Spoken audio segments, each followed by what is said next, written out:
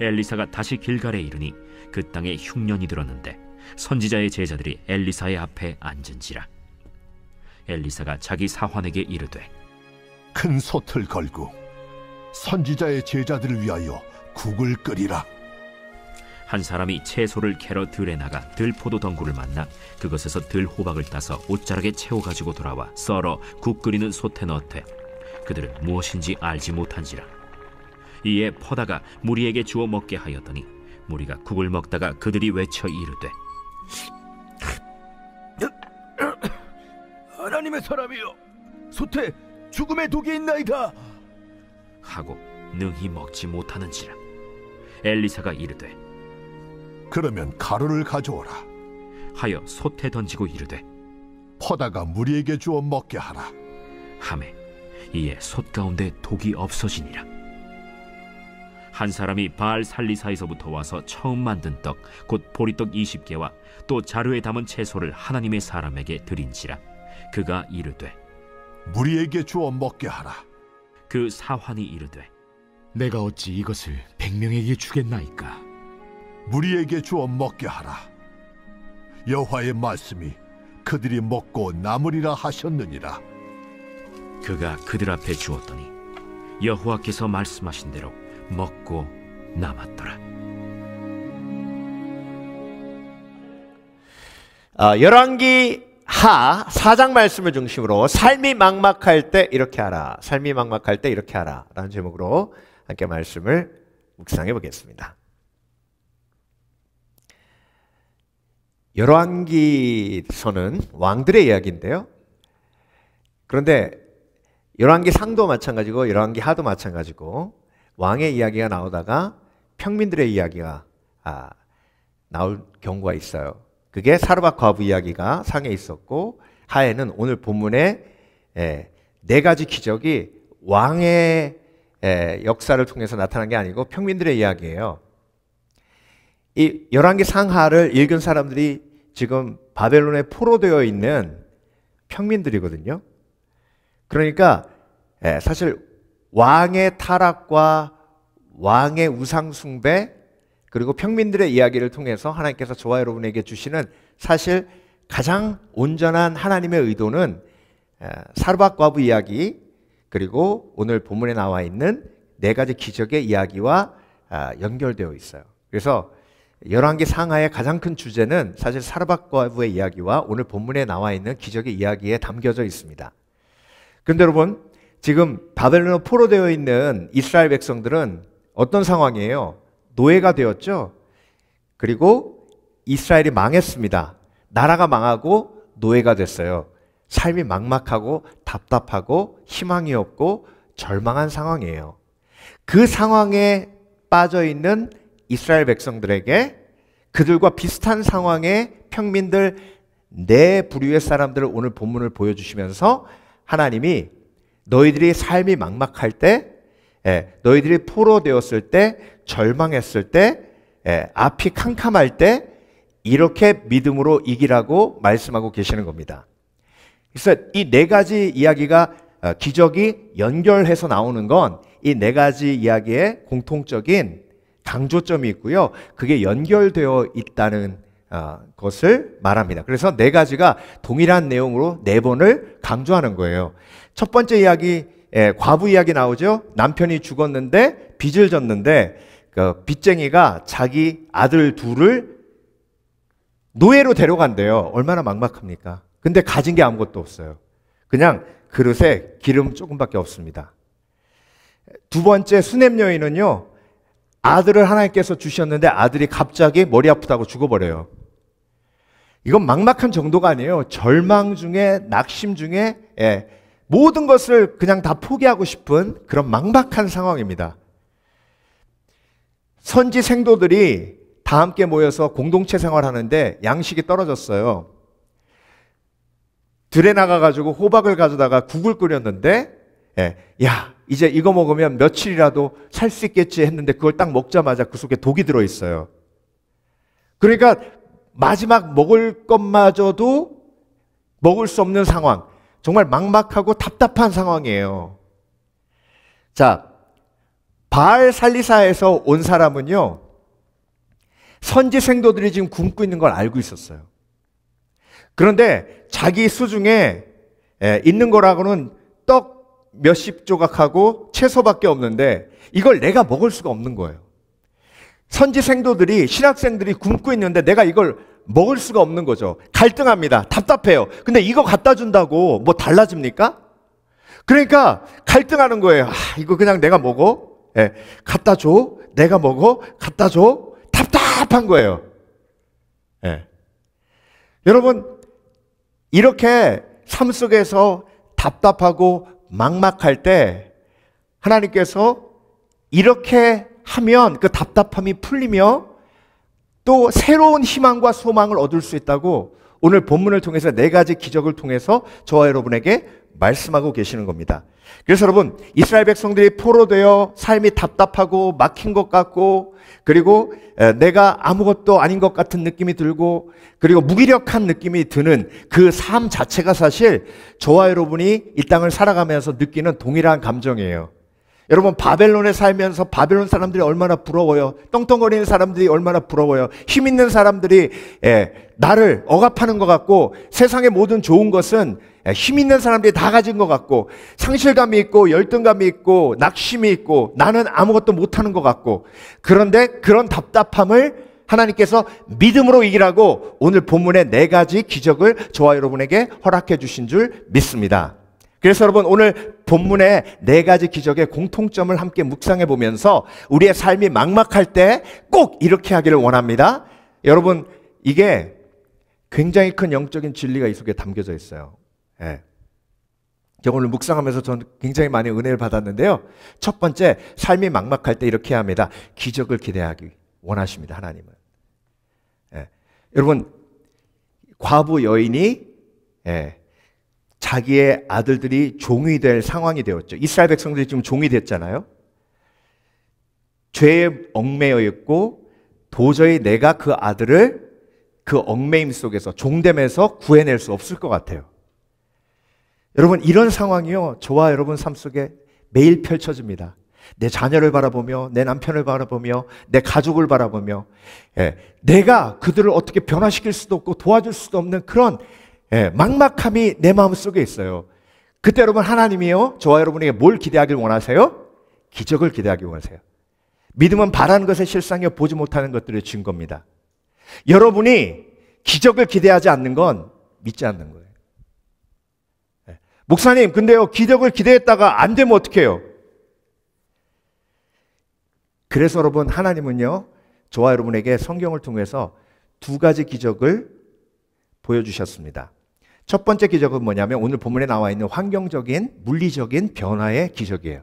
물이 포도주 되고, 기름병에 기름을 담았는데 그 기름병에 계속 기름이 떨어지지 않고 채워져 가지고 그 필요가 공급돼서 빚을 다 갚고 내 자녀들이 종이 되지 않게 된 거, 죽었던 아들이 다시 살아나는 거, 독이 들어있던 숲이 가루를 넣음으로 해독되는 것, 20개의 보리떡으로 100명을 먹인 것, 이런 물리적인 놀라운 기적을 하나님이 포로된 이스라엘 사람들에게 기대하라고 하시는 거예요. 근데 여러분, 이 기적을 기대하는 건요, 1단계 믿음이에요.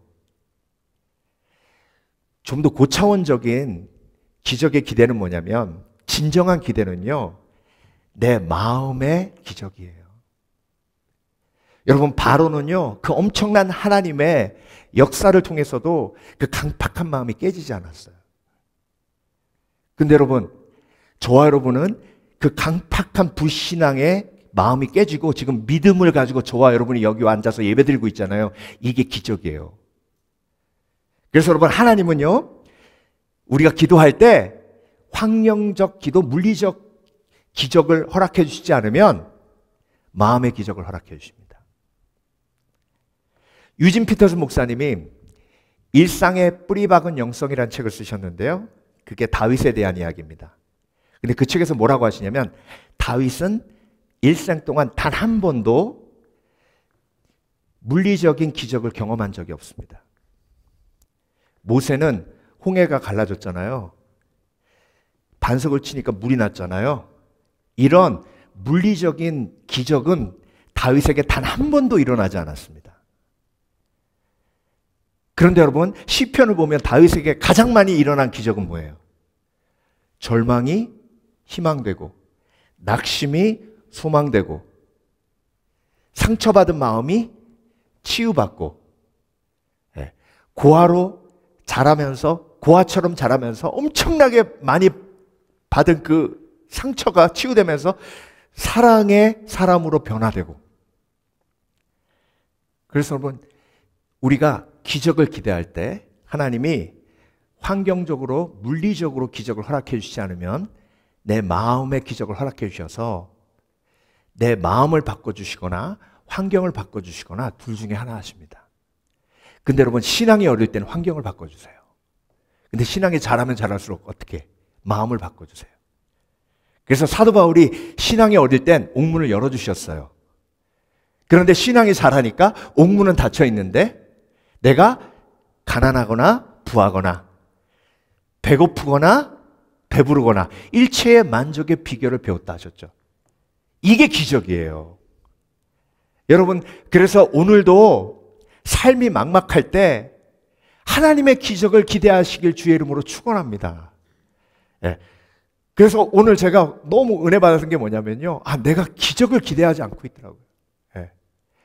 놀라운 하나님의 기적으로 동역자를 보내주시고 이 빈자리를 채워주시고, 그리고 하나님의 놀라우신 기적으로 하나님께서 다시 한번 이 지역을 복음화하는 놀라운 전초기로 사용해 주시고, 이런 놀라운 기적을 기대하는 거예요.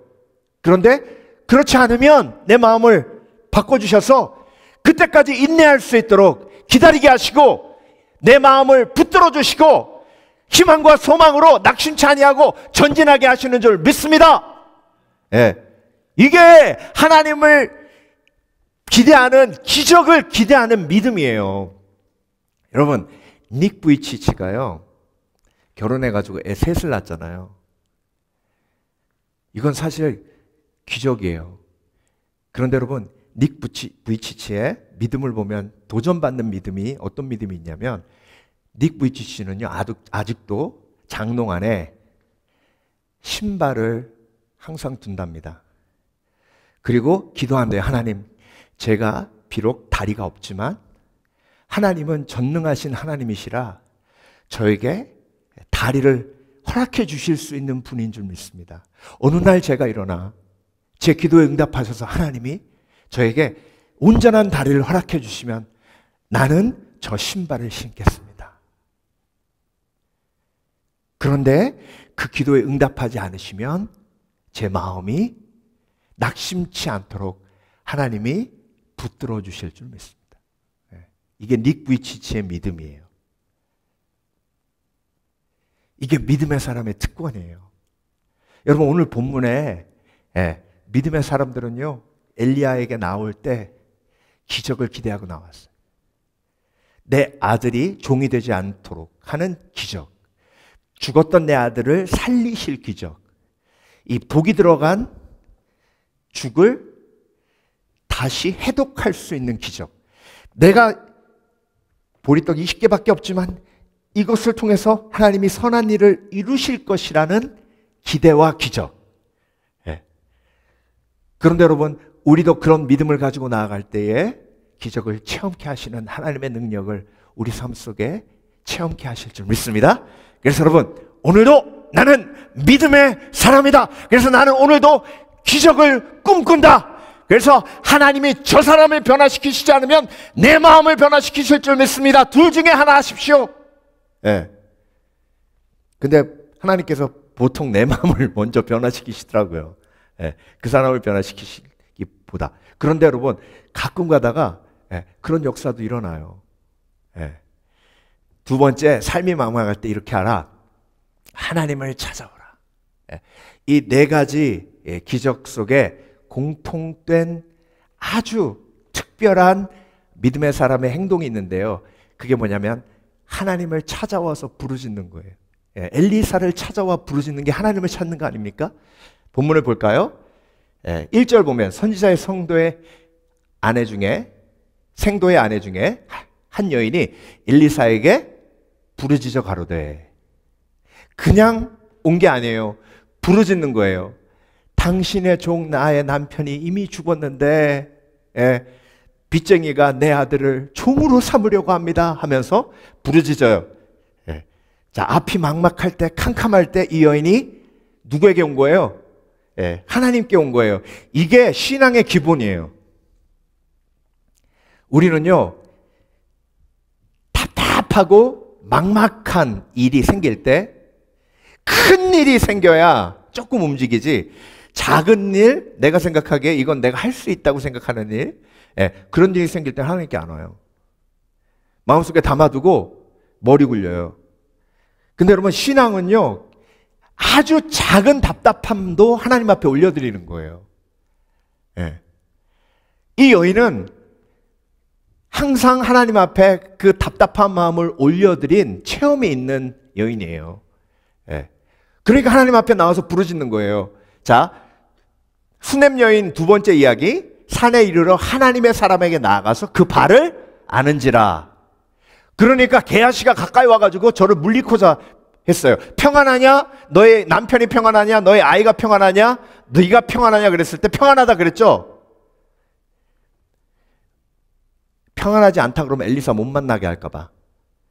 그래서 일단 평안하다고 하고 엘리사 딱 보자마자 다리를 딱 붙들고 살아계신 하나님의 이름으로, 살아있는 엘리사의 이름으로 내가 고백합니다. 나는 절대로 떠나지 않겠습니다. 그러면서 막 하나님께 나와서 그냥 하나님 앞에 마음을 쏟아놓고 간구하고 하나님을 찾는 거예요. 여러분, 마음이 답답할 때 아주 작은 답답함마저 하나님 앞에 올려드리는 지혜가 있으시길 주의 이름으로 축원합니다. 그 답답함을 그냥 내버려 두지 마세요. 그 실망과 절망을 그냥 내버려 두지 마세요. 실망과 절망, 답답함은요, 절대로 쾌락으로 해결할 수 없어요. 잠잔다고 해결되지 않고요, 잊어지지 않고요, 여행 다닌다고 잊어지지 않아요. 여러분, 답답함은요, 가슴이 꽉 막힌 것 같은 느낌은요, 하나님 앞에 꺼내놔야 돼요. 큰 건지 작은 건지 중요하지 않아요. 답답함이 있다는 것은 하나님 앞에 도움이 필요하다는 것을 의미합니다. 여러분, 인생이 힘들죠, 그렇죠? 근데 돌아보면 다 힘들어요. 돈 버는 것도 힘들죠. 관계도 힘들어요. 그리고 일하는 것도 힘들고요. 신앙생활도 힘들어요. 뭐 하나 쉬운 게 없어요. 근데 여러분, 힘들다는 얘기가 뭘까요? 힘들다는 것은요, 힘이 딸린다는 거예요. 그렇죠? 힘이 딸린다는 건 어떤 의미예요? 도움이 필요하다는 뜻이에요. 그래서 하나님이 인생을 힘들게 만드신 거예요. 왜? 하나님의 도움이 필요하니까. 그래서 인생이 힘든 건 뭐 한 거예요? 당연한 거예요. 인생이 안 힘들다고 생각하는 사람이 교만한 사람이에요. 하나님 필요 없는 사람이에요. 그런데 인생이 힘들다고 생각하는 사람은 겸손한 사람이에요. 그 겸손함을 가지고 하나님 앞에 나가면 돼요. 하나님, 나 힘들어요. 도와주세요.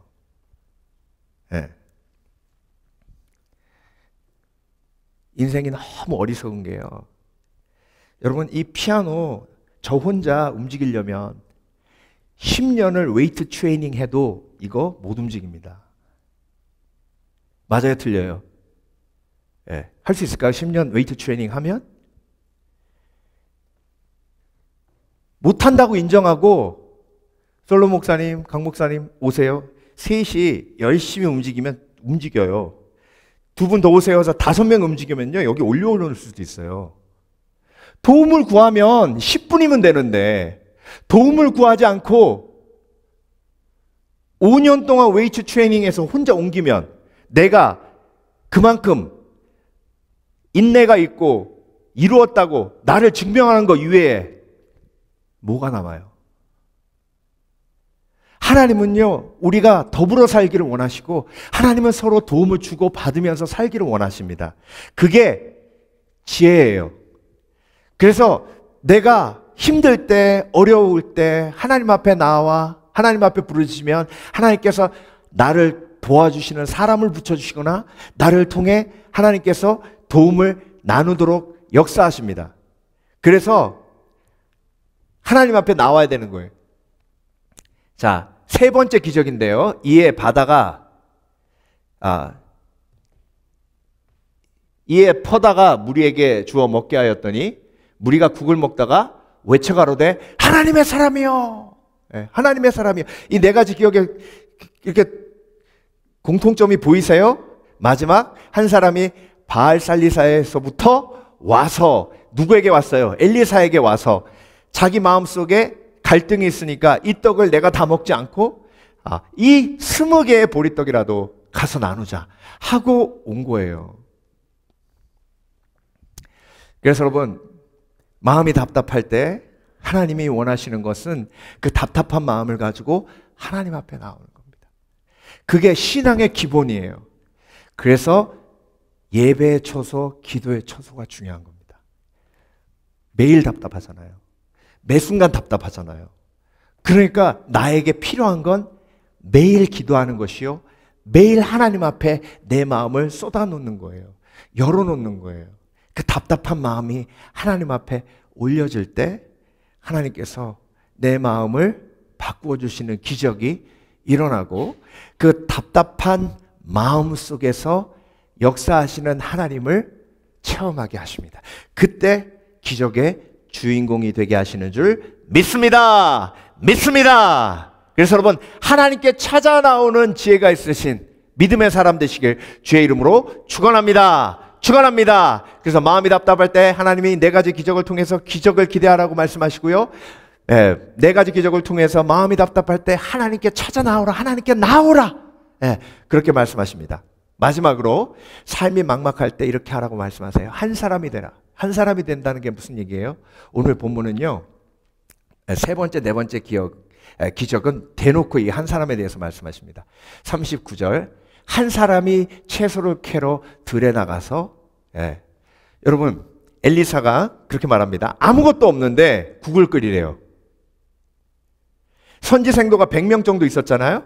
그 100명 중에 엘리사가 자, 국을 끓여라 라고 얘기했을 때 움직인 사람 한 명밖에 없었어요. 나머지는 왜? 아니, 재료가 있어야 국을 끓이죠. 재료가 있어야 국을 끓이죠. 재료가 없는데 어떻게 국을 끓입니까? 근데 한 사람만 재료는 없는데 재료를 찾으러 한번 나가보자 하고 나간 거예요. 그러니까 들호박을 찾은 거죠. 그래서 그거라도 가지고 와가지고 끓였는데 그게 독이 있는 건지 몰랐던 거예요. 근데 여러분, 놀라운 건 그 독을 품은 들호박을 끓였을 때 엘리사가 거기에 가루를 넣어서 그 독을 해독해서 쓸모없는 음식을 쓸모 있게 만들었다는 거예요. 그래서 그 한 사람을 통해서 그 선지생도들 모두가 그 국을 먹고 힘을 냈다는 거죠. 한 사람이에요. 자, 42절 볼게요. 한 사람이 바알살리사에서부터, 여러분, 바알살리사란 얘기는요, 살리사는 제3의 도시란 뜻이에요. 제1의 도시는 예루살렘, 제2의 도시는 사람들이 중요하게 여기는 다른 지방 도시들, 제3의 도시는 사람들이 생각지도 않는 곳이에요.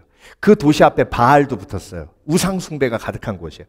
생각지도 못한 곳이에요. 그런데 그 생각지도 못한 곳에 하나님이 예비하신 한 사람이 있었어요. 여러분, 하나님이 예비하신 한 사람은요, 생각지도 못한 곳에 있어요. 그 한 사람이 처음 익은 식물 곧 보리떡 20과 자루에 담은 채소를 하나님의 사람에게 드렸어요. 여러분, 이 사람은요, 선지생도들이 몇 명 있는지 정확하게 아는 사람이에요. 보리떡 20개 갖고 누구 입에 붙입니까? 그거 갖고 가면요, 오히려 창피당할 수 있어요. 그런데 어떻게든 하나님이 감동을 주시니까 창피하기도 하고 손이 부끄럽기도 한데 이건 뭐 얼마 되지도 않지만 에이 모르겠다, 그냥 갖다 드리자. 너무 마음이 불편하고 힘드니까 에이. 그런데 그 한 사람을 통해서 100명이 배부르게 먹고 남았어요. 오병이의 역사랑 비슷하죠?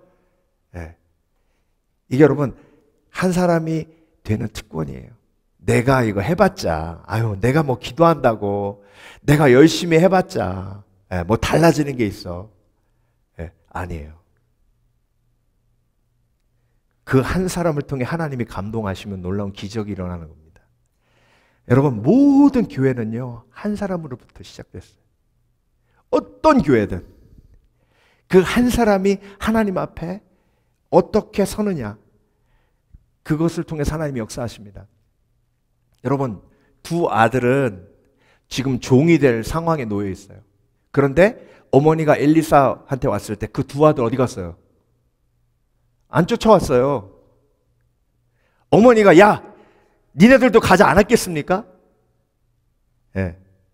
근데 아들들, 엄마, 엘리사한테 가면 무슨 소용이야. 엘리사도 돈이 없는데 그 선지자가 무슨 돈이 있어. 누가 돈 갚아준대? 아니 조금이라도 친척들한테 다니면서 한번 도움을 요청해도 될까 말까인데 엘리사한테 왜 가냐고. 근데 여러분, 어머니는 엘리사한테 갑니다. 이게 가정의 한 사람이에요. 아들이 죽었어요. 남편은 뭐 하고 있어요 지금? 남편이 뭐라 그랬어요? 아니 안식일도 아니고 특별한 날도 아닌데 엘리사한테 왜 가냐고. 집안의 한 사람이에요. 여러분, 가족 구원이 너무 힘들지만 절대 낙심하지 마세요. 여러분이 가족의 한 사람이에요. 여러분을 통해서 주 예수를 믿으라, 그래야만 너와 내 집이 구원을 얻으리라. 이 말씀 붙들고 악한 영이 아무리 나를 공격해도 흔들지 마세요. 하나님이 나를 한 사람으로 세우시는 거예요. 그래서 여러분, 주위 환경 돌아보지 않고 내가 하나님 앞에 한 사람으로 올바로 설 때 하나님이 나를 통해 놀라운 하나님의 뜻을 이루어 가시는 겁니다. 그래서 다른 사람이 기도하느냐 안 하느냐도 중요하지만 내가 먼저 하나님 앞에 무릎 꿇는 게 중요하고요. 다른 사람이 어떻게 하나님 앞에 섬기느냐, 온전히 헌신하느냐, 그것도 중요하지만 내가 하나님 앞에 온전히 섬기고 헌신하는 게 중요하고요. 다른 사람들이 다 도망가도 나는 하나님의 자리에서 그 자리 지켜서 사명을 지키고 한 알에 썩어지는 미랄이 될 때 하나님께서 놀라운 기적과 은혜를 나를 통해 이루시는 줄 믿습니다. 믿습니다. 그래서 여러분, 믿음의 사람은 한 사람 신앙을 가지고 있는 사람이에요. 그래서 하나님이 나를 한 사람으로 세우실 때 나를 통해 놀라운 기적과 은혜를 이루실 것이라는 믿음을 가지고, 아름다운 마음의 눈으로 보인다. 아름다움은 마음의 눈으로 보인다라는 책이 있어요. 이재서 교수님의 책인데요. 이분이 15살 때 열병이 걸려가지고 실명했어요. 여러분, 날 때부터 보이지 않는 사람은 그 실망과 낙심의 정도가 그렇게 심하지 않은데요. 중도 실명하면 절망과 낙심이 대단합니다. 그래서 죽으려고 했대요. 자살하려고. 근데 자살 계획을 다 세우고 이제 죽으려고 하는데 유서를 써야 되잖아요. 근데 눈이 안 보이니까 유서를 못 쓰겠더래요. 그래서 그게 너무 억울해가지고, 야, 나는 눈이 안 보이니까 유서도 못 쓰는구나. 그러면 어떻게 해야 되나?